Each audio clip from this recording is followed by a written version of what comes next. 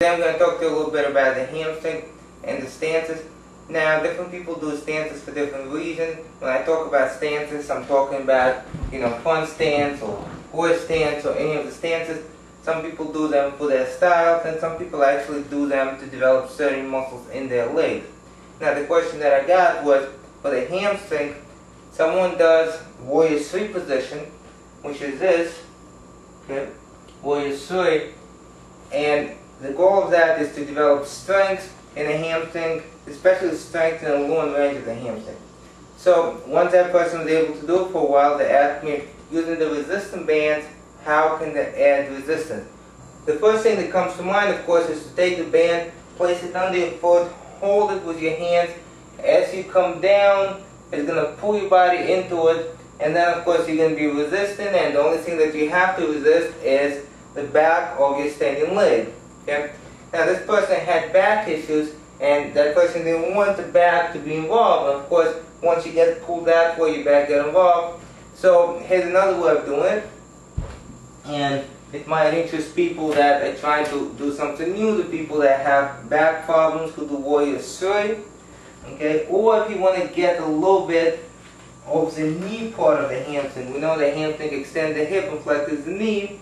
Mostly when it's locked, it works on the hip. If we want to get the knee involved, we have to make sure that somehow it's resisting complete knee hyperextension. Okay? So here I have a band, and what I'm going to do is I'm going to place it in front of my knee, above the kneecap. Now, I don't want it to be like so, because it's going to create more pressure. I want to unravel it like this. Okay? And I'm going to walk out a little bit. Now, as I walk out, it wants to hyperextend my leg. Okay?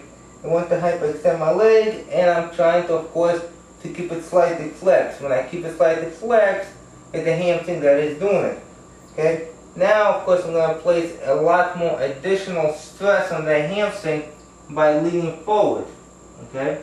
And now that I'm leaning forward, I'm working it as the extensor of the hip, and here it's also working as the flexor of the knee. If it didn't flex the knee, it would hyperextend. If that's not enough, you can walk out a little bit. Okay? Remember, it's extend exponentially, so a little more from here to here for the band is not the same as from here to here. The more you come out, the more it increases exponentially. So just a little step here, going forward.